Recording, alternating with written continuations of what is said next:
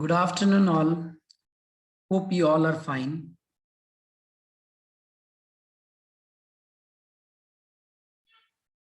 Today, I'm here to discuss couple of key points जो हमें आगे जाके मदद करेगी to understand the situation globally and locally. Now, before we start further, एक डिस्क्लेमर देना चाहता हूँ. ये वीडियो एक एजुकेशनल बेस्ड वीडियो है जहां पर हम अपनी एक्सपीरियंस को शेयर करते हैं. आप भी अपने एक्सपीरियंस कमेंट सेक्शन में शेयर कर सकते हो. तो ये वीडियो कोई रिकमेंडेशन बेस्ड नहीं, कोई स्टॉक के बारे में या फिर कोई परिस्थिति के बारे में. हम जस्ट जानने की कोशिश कर रहे हैं कि परिस्थिति कैसी है, समझने की कोशिश कर रहे हैं. तो कुछ पॉइंट्स में हम हाईलाइट करेंगे. पहले हम समझते हैं what is the situation locally. The first thing is locally most of the states are under lockdown. So most of the states are under lockdown. So ये हमारी जो local economy है इसको impact करेगी. So we can see the stress in banking sector, we can see the stress in auto sectors. Okay. Second, people are fighting out for oxygens. There are states who are taking precautions or who have started their own oxygen manufacturing plant so that there can be availability of oxygen, ताकि oxygen सबको मिल सके. Third, vaccinations की जो availability है उसमें crisis देखने को मिल रही है. कोवैक्सीन हो, कोविशील्ड हो. पहले जो बताया गया था कि 18 to 44 एज तक लोगों को सबको मिलेगी वैक्सीनेशन, कुछ शॉर्टेज की वजह से वो स्टॉप हुआ. चौथा पॉइंट ये है, ये जो लॉकडाउन और वैक्सीनेशन है, ये is it working? We don't know. We need to wait and we need to see whether this can help us to reduce the infection, or maybe in a longer time frame, in a duration of 3 to 6 months, we can completely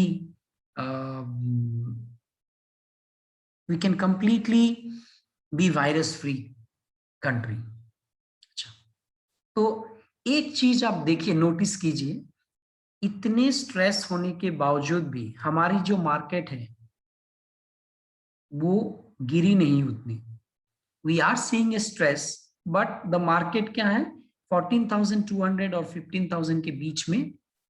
उसका मतलब what does it mean? Means the market has discounted. Market वो मान चुकी है कि इतनी lockdown में इतनी सी हमें लॉस देखने को मिल सकता है, ठीक है, तो उतनी बड़ी गिरावट देखने को नहीं मिली. ये थी हमारी local situation. Now what is going to happen globally? Now globally there are also challenges globally. USA corporate tax are raising. corporate tax क्यों रेज होता? ज्यादातर जब सॉफ्टवेयर आईटी कंपनीज में प्रॉफिट देखने को मिलती है तो उनकी टैक्सेस बढ़ती है. तो ये जब टैक्स बढ़ेगी तो हमारा जो आईटी कंपनीज है इसमें हमें प्रॉफिट में थोड़ी सी हिट देखने को मिलेगी. नंबर 1. नंबर 2, जो इन्फ्लेशन है वो बढ़ रही है यूएस में. Now, if the inflation keeps on rising, that would be a very stressful situation for USA. तो क्या होगा, वो जो स्ट्रेस यूएस में होगी इन्फ्लेशन बढ़ने की वजह से, that is going to hit our market because the foreigners will withdraw money from India and they will try to invest in their particular banks. Now, why? Because try to understand what does it mean that inflation बढ़ गई है. मतलब लोगों के पास पैसा है लेकिन goods कमी है. There are less number of goods. They are sitting with cash. Now, to counterpart that, we need to come with a solution of increasing the interest rates. तो अगर interest rates बढ़ती है तो पैसा वहीं पर रखेंगे ना.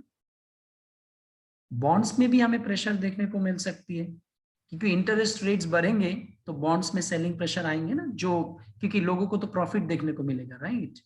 तो ये जो सिचुएशन है, अब what is the main point कि अगर यूएस में स्ट्रेस होती है तो हमारा इंडियन इकोनॉमी में क्यों परेशान होना, इंडियन स्टॉक मार्केट में क्यों परेशानी होना।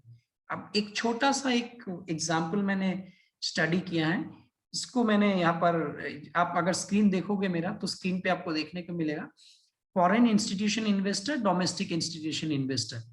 मैं आपको कुछ एक महीने का data on an rough basis, on a glance में आप लोगों को दिखाऊंगा कि देखिए क्या हो रहा है। अगर आप देखोगे ज्यादातर जो रेड है ये हमारी फॉरेन मार्केट्स में ज्यादातर रेड है। जितने भी दिन हमारी फॉरेन मार्केट्स में हम रेड देखने को मिलते हैं, उनके काउंटर पार्ट में अगर आप देखोगे तो हमारा इंडियन मार्केट भी निफ्टी में एक सेलिंग प्रेशर आई है। आपको मैं हम स्कैन करते हैं कुछ डेट्स में, देखिए सेलिंग प्रेशर है। देखिए एफआई सेल करते हैं तो हम भी गिर जाते हैं, एफआई सेल करते फिर निफ्टी गिर गया, एफआई सेल किया फिर निफ्टी गिर गया, एफआई ने सेल किया फिर गिर गया, एफआई ने सेल किया फिर गिर गया। अब देखिए जितनी भी जगह में मैं आप लोगों को दिखा रहा हूं कि एफआई सेल ने, ऑपोजिट में डीआई बायर्स है, मींस डीआई डोमेस्टिक हम खरीद रहे हैं, फिर भी जब एफआई पैसे उठाते हैं हमारे मार्केट से, हमारा मार्केट में मतलब नेगेटिविटी देखने को मिलती है। कुछ कुछ सिचुएशन में हम आपको दिखाएंगे कि एफआई ने, डीआई ने एफआई से ज्यादा खरीदारी की, उसके बावजूद भी हम गिरे हैं। देखिए ये एक डेट है 19 अप्रैल, जहां पर एफआई ने 1633 करोड़ की सेलिंग दी है और डीआई ने 2355 करोड़ की बाइंग दी है। उसके बावजूद निफ्टी 250 पॉइंट्स नीचे थी। तो इसका मतलब क्या, अगर एफआई हमारे कंट्री में सेल करते हैं, मतलब इंडिया इक्विटी मार्केट से अगर वो स्टॉक से पैसा उठा लेते हैं, तो हमें आगे जाके हम अपनी परिस्थिति के बावजूद भी 14,200 नहीं तोड़ रहे हैं। But in case of US stress, if US is withdrawing money from India, foreign investors are withdrawing money from India, I would like to call it foreign investors, तो हो सकता है कि हमारी मार्केट में सेलिंग प्रेशर आए। Now because of this selling pressure, will we not participate in the market? Definitely we will participate in the market. To understand that, let's just see the sectors which are getting beaten down. See, अभी देखिए कुछ sector से जो पिछले हफ्ते में हमको ज्यादातर, मतलब लास्ट वीक में हमें देखने को मिले सेलिंग प्रेशर, वो कि निफ्टी में, Nifty mid cap, Nifty small cap, bank Nifty, Nifty IT, Nifty metal, Nifty reality. Nifty metal को तो छोड़िए, हमको प्रॉफिट बुकिंग देखने को मिला, but bank Nifty, Nifty auto में हमें सेलिंग प्रेशर देखने को मिला, निफ्टी रियलिटी में हमें सेलिंग प्रेशर, क्योंकि ये लोकल लॉकडाउन के वजह से, क्योंकि हमें मालूम नहीं कि ये लॉकडाउन आगे जाके और बढ़ती है और बिजनेस में कितना, क्योंकि बहुत सारे मैन्युफैक्चरिंग जो कंपनीज है वो शट डाउन है due to local lockdown. Now इस डेटा को हम और आगे जाके थोड़ा बहुत कंपेयर करने की कोशिश करते हैं, हम समझते हैं। ओके, उससे पहले हम और एक चीज बताना चाहेंगे। अब देखिए यहाँ पर हमने 10 इयर्स की डेटा को कैप्चर किया है। I have captured 10 years data, and if you see in a long term, most of these sector has given us return. उसका मतलब क्या है, इस 10 इयर्स के बीच में हमारी जो कंट्रीज है, यूएस में बताइए या फिर हमारा जो इंडिया है, have we not gone through any kind of stress? Definitely we have gone through a stress. हमको बहुत सारी मतलब प्रॉब्लम्स आई है, but we are able to cope up and again the market is rebound. तो अगर market गिरती है तो मार्केट उठेगी भी, ऐसा नहीं हो सकता है कि बिजनेस बंद होके पड़ा होगा और कभी वो रिबाउंड नहीं होगा। हाँ, कुछ बिजनेस है जो वीक है, वो रिबाउंड नहीं कर पाएंगे। तो इस कन्वर्सेशन को हम आगे लेके जाते हैं और थोड़ी सी और रिसर्च में देखते हैं। यहाँ पर मैंने कुछ स्टॉक सेक्टर में जो कुछ स्टॉक्स हैं उसको हमने कोशिश की है थोड़ी बहुत समझने के लिए। तो अगर हम देखते हैं कि ऑटो स्टॉक्स में अगर आपको आप देखेंगे कि कुछ अच्छी कंपनीज जो है उसमें भी सेलिंग देखने को मिल रही है। तो ये जो अच्छी कंपनीज है जिसमें हम सेलिंग देखने को हमें मिल रही है, तो these are the companies which has the capacity to fight back. क्योंकि लास्ट ईयर हमने देखे हैं they were down by almost 30 to 40%, but they have rebounded. So ये इन सब कंपनीज जिनकी अर्निंग अच्छी है, जिनकी डेट टू इक्विटी रेशियो कम है, जिनके पास रिजर्व्स और सरप्लस है, हाँ, जिसके पास किसी भी परिस्थिति को फाइट करने के लिए जिनके पास लिवरेज मतलब इमीडिएट मनी है, ये सब कंपनीज को हमें एक्चुअली खरीदना चाहिए, so that when everything gets normal, these are the companies which are going to recover first. तो हम आपको ये बताना चाहते हैं कि आप अपना रिसर्च कीजिए, देखिए अच्छी कंपनीज, अर्निंग्स पे फोकस कीजिए, उनकी मैनेजमेंट में फोकस कीजिए, देखिए लास्ट पैंडेमिक में उन्होंने how they fought the last pandemic, that will give you an idea that will you be able to cash in the opportunity this time if you have missed the last time. But उसके लिए हमें परिस्थितियों को परखना पड़ेगा, we need to understand. Now और एक sector हम देखते हैं to understand in a better way.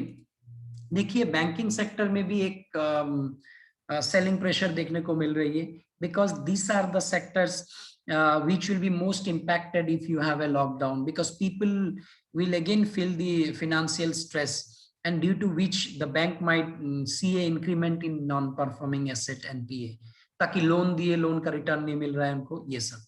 तो यहाँ पर भी हमको देखने को मिलेगा कि इन स्पाइट ऑफ दैट, अगर उनको एनपीए ज्यादा होती है, फिर भी अगर उनके पास वो रिजर्व या पैसा है कि वो अपना जो ऑपरेशंस है वो कंटिन्यू कर सकते हैं, then definitely those banks are going to rebound faster. तो आप अपना रिसर्च कीजिए, हमने कुछ अपने लिए कुछ रिसर्च किए, हम एवरीडे ट्रैक कर रहे हैं बैंक की परिस्थिति को और देख रहे हैं कि कौन सी बैंक किस तरह स्ट्रेस में है और कैसे किस तरह मूवमेंट हो रही है लोगों की, किस तरह बाइंग सेलिंग हो रही है, डे ऑन डे हमने इनको ट्रैक किया है। उसके बाद हम और एक सेक्टर को देखेंगे, हम निफ्टी फार्मा सेक्टर को देखेंगे। देखिए फार्मा सेक्टर में हमें थोड़ी बहुत सेलिंग और थोड़ी बहुत प्रॉफिट भी देखने को मिली है, प्रॉफिट टेकिंग देखने को मिली है, क्योंकि फार्मा सेक्टर जो है कोविड की वजह से रन किए हैं, they have given a good rally, now we are seeing a profit booking, but the way we are seeing the pandemic situation, this pharma companies, couple of companies from here will come up with a very good result, very good earnings, because they are dealing directly related to COVID related medicines they are dealing with. So, and we know vaccine is a very key thing, and we all has to be vaccinated. We all will be vaccinated maybe in a duration of 6 months or a year or two. So the companies, the pharma companies which are straightway involved in supplying the vaccination or the ingredients of the vaccinations will see a good profit in near futures. And now we need to find out, हमें देखना है कि कौन सी companies यहाँ से directly Covid के supply में related है। तो उन सब कंपनीज में हमें अगर हम इन्वेस्ट करते हैं तो हमें आगे जाके प्रॉफिट देखने को मिल सकती है। उसके बाद हमने मेटल स्टॉक्स को देखे हैं। मेटल्स में हमें अच्छी बढ़त मिली है क्योंकि देयर वेयर जो एक्सपोर्ट है वो बंद हो गया था चाइना में, यूके ओवर सप्लाइड था, हमने डिस्कस किया था लास्ट टाइम भी, और इंडिया से ग्लोबल एक्सपोर्ट जो एक्सपोर्ट है इंडिया की बढ़ गई है, इसीलिए हमको स्टील सेक्टर में, तो अभी स्टील सेक्टर में थोड़ी सी प्रेशर मिल रही है क्योंकि ऑक्सीजन का डाइवर्सिफिकेशन हुआ, ऑक्सीजन कुछ स्टील कंपनीज को कम मिल रहे हैं, या फिर जो चाइना में जो एक जो रेस्ट्रिक्शन आई थी स्टील कंपनीज को लेके, वो धीरे धीरे उनका फिर those restriction are getting loosen, so उसके वजह से हमें स्टील इंडस्ट्री में थोड़ी बहुत प्रॉफिट बुकिंग देखने को मिल रही है। तो हो सकता है ये आगे जाके हमें फिर से rally they, we need to keep an eye on that. Then if we look at banking sector, if we look at the IT sector, yeah, we can see IT sectors are a bit stressful due to this corporate tax, US function, because most of the IT sectors are dependent on foreign business, global business. So इसमें भी हमको देखना चाहिए कि कौन सी companies में वो capacity है कि वो जाके आगे जाके रिबाउंड कर सके। फिर यहाँ पर ऐसे बहुत सारे सेक्टर्स हैं। आगे देखिए और सेक्टर से हमारा जो बैंकिंग, ऑटो, एनर्जी सेक्टर्स की ज्यादा, एनर्जी सेक्टर्स में हमने एक ही स्टॉक को वो किए हैं, मतलब लिए है यहाँ पर, जिसमें भी हमें प्रॉफिट बुकिंग देखने को मिली है, but after everything gets normal we can see a rebound in this sector. Then we have considered the cement sector. Cement sectors we have seen profit booking, but cement sectors में बहुत बड़ी opportunities है, because our budget has been very much diverted towards the improvement of the infrastructure, roads, railways, everything. So if that happens, then we will be requiring cement.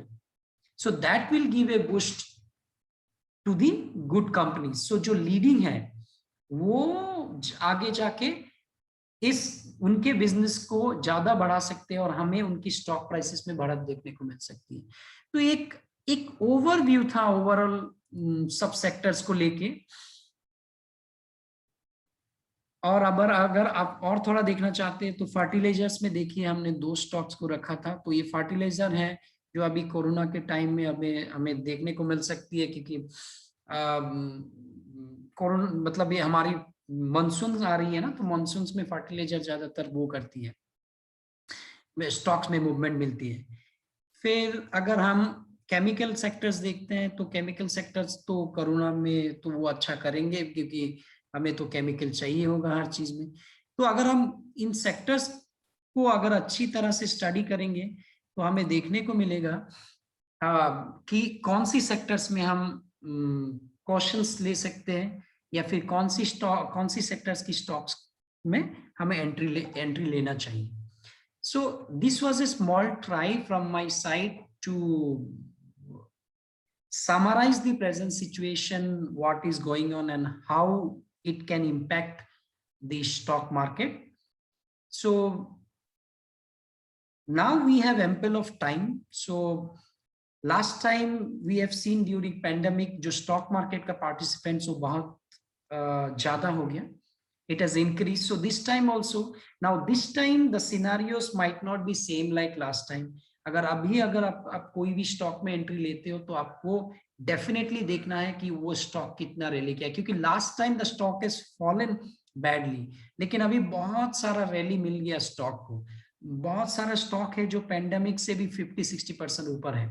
तो ये सब stock अगर गिरेगी, कितनी गिरती है, उसमें से कौन सी स्टॉक की रिबाउंड कैपेसिटी है, तो वो भी देखना बहुत जरूरी है, क्योंकि बहुत सारे स्टॉक कंपनीज हैं जो सिर्फ संभालने की कोशिश कर रहे थे कि ऊपर से और थोड़ा सा प्रेशर आ गया।